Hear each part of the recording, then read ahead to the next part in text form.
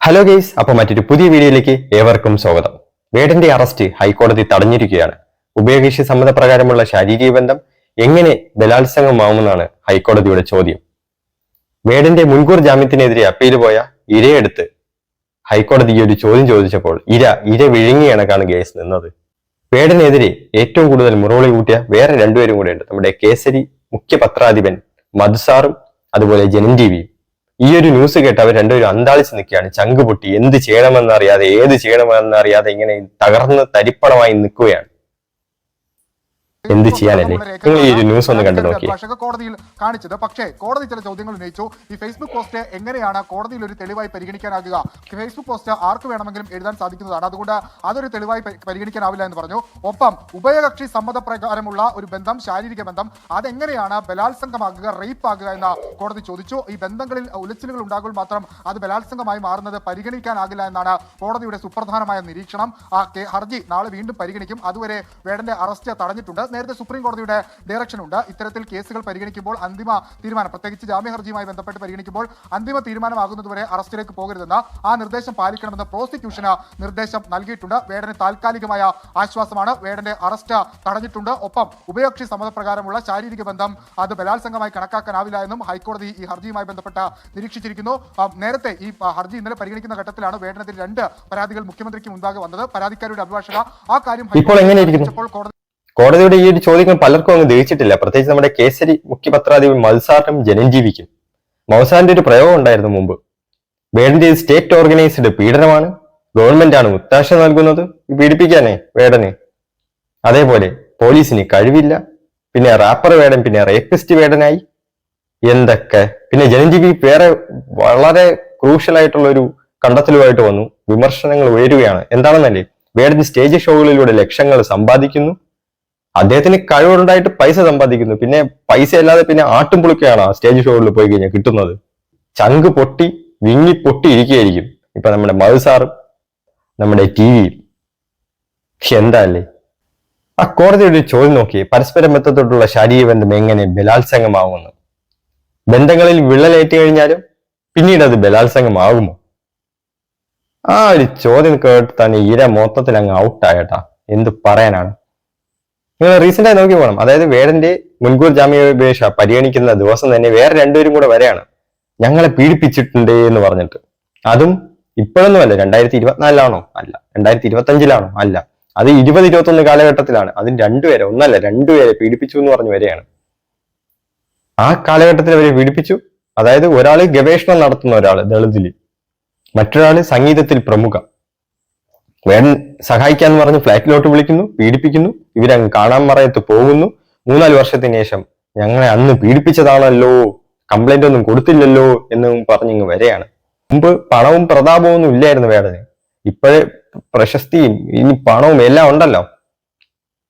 അപ്പം എന്തെങ്കിലുമൊക്കെ കൊടുക്കണമല്ല എന്ന് പറഞ്ഞിട്ട് വരെയാണ്. തകർക്കാൻ വേണ്ടി കൂട്ടം കൂടി ഇന്ന് ഒരാളെ വേട്ടയാടുകയാണ്. അതിന് സപ്പോർട്ടായിട്ട് കുറച്ച് ടിവികളും ഉണ്ട്, കുറച്ച് പത്രാധിപന്മാരും ഉണ്ട്.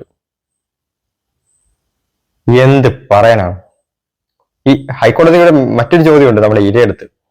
ഇര പറയുകയാണ്, ഈ ഒരു കേസിന് ശേഷം ഞാൻ വിഷാദ രോഗത്തിന് ചികിത്സയൊക്കെ നടത്തിയിട്ടുണ്ടെന്ന്.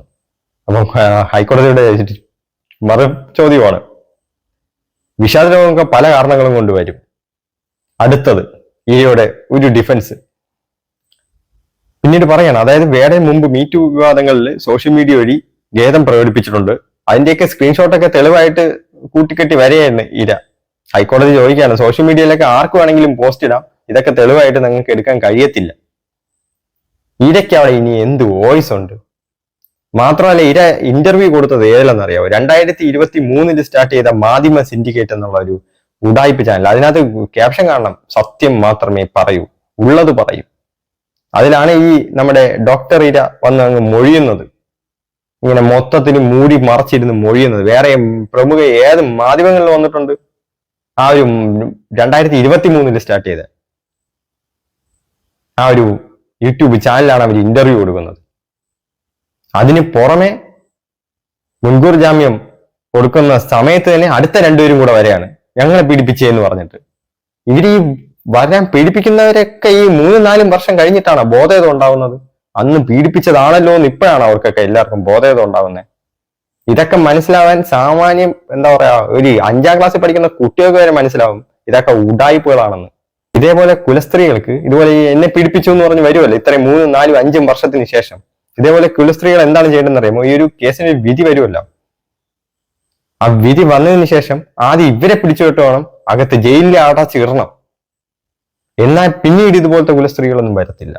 ഇതേപോലത്തെ ഒരു കേസും കൊണ്ട് ഒരാള് പേരും പ്രശസ്തിയും ഉയർന്നു നിൽക്കുന്ന സമയത്ത് തകർക്കാൻ വേണ്ടി കൂട്ടം കൂടി നിന്ന് മൊത്തത്തിൽ സംഘം ചേർന്ന് ഒരാളെ ആക്രമിക്കുകയാണ്. എങ്ങനെയൊക്കെ ദ്രോഹിക്കാം അങ്ങനെയൊക്കെ ദ്രോഹിക്കുകയാണ്. ഒരു ഡോക്ടർ ഇര, പിന്നെ ഒരു ദളിത് പഠനം ഗവേഷണം നടത്തുന്ന വേറൊരു ഇര, അത് കഴിഞ്ഞിട്ട് പിന്നെ അടുത്ത സംഗീതത്തിൽ പ്രമുഖമായിട്ടുള്ള വേറൊരു ഇര. ഇതെന്തിങ്ങനെ കൂട്ടം കൂടി ഇങ്ങനെ ക്യൂ ആയിട്ട് നിൽക്കുകയാണ്. എന്തെങ്കിലും ലോജിക്ക് വേണ്ടി. എല്ലാവരും കോമയിലായിരുന്നു. അന്ന് അറിഞ്ഞില്ല ഇതൊക്കെ പീഡനമാണെന്ന്. ഇന്നാണ് അറിയുന്നത്. അത് 3-4 വർഷത്തിന് ശേഷമാണ് അറിയുന്നത്. പറയാൻ വേറെ വാക്കുകളും. ഡിപ്രഷന് ചികിത്സയിലായിരുന്നു. ഡിപ്രഷൻ ഇത് റിയൽ ആയിട്ടുള്ളവരെയും കൂടെ പിന്നീട് അതിന്റെ ഒരു കേസിന് പോലെ വാല്യൂ ഇല്ലാതാക്കുന്ന രീതിക്കാണ് അതിനെയൊക്കെ ഓരോരോ മിസ്യൂസ് ചെയ്യാണ്.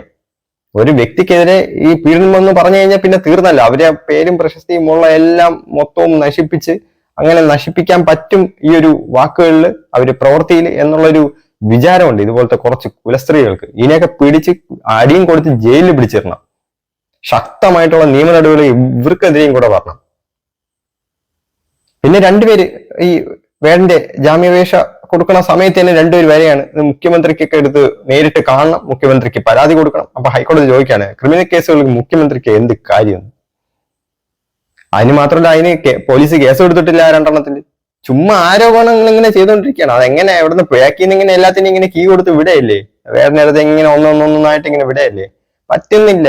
മറ്റത് പോയി പിന്നെ അടുത്ത പുലിപ്പാല് വന്ന് പുലിപ്പല്ല് വന്ന് അതിലൊന്നും വീണില്ല. പിന്നെ പീഡനം വന്നു. അത് ഒന്ന് കൊടുത്തപ്പോഴും അതിന് തീരുന്നില്ല. അതാണെങ്കിൽ അത് ഉടായിപ്പ് ചാനലിൽ കൊണ്ടുവന്ന് ഇന്റർവ്യൂവും കൊടുത്ത് നിന്ന് അതിനുശേഷം പിന്നെ അടുത്ത 2 പേര് വന്നു. ഇത് തീരാതെ ഇങ്ങനെ വന്നുകൊണ്ടിരിക്കുകയാണ്. ഇങ്ങനെ അവസാനം പവനായി ശവമായി. ഇനി ഇതിനെതിരെയുള്ള ഒരു കോടതി വിധിയും കൂടെ ക്ലിയർ ആയിട്ട് വരുമ്പോഴേക്കും ഈ ഒരു ചാപ്റ്റർ അങ്ങ് ക്ലോസ് ആവും. പിന്നെ ഈ വേടനെതിരെ ഈ പീഡനം എന്നുള്ളൊരു കേസ് പിന്നെ അങ്ങ് നിൽക്കുമല്ലോ. പിന്നെ ബാക്കിയുള്ളവർക്ക് പിന്നെ ഇനി അടുത്തത് എന്താണെന്നുള്ളത് ഇരുന്ന് ചിന്തിച്ച് കൂടിയാലോചിച്ച് കണ്ടുപിടിച്ചിട്ട് പുതിയ അടവുകളുമായിട്ട് പയറ്റാൻ വേണ്ടി വീണ്ടും വരാം. മറ്റൊരു പുതിയ വീഡിയോ ആയിട്ട് വീണ്ടും കാണാം.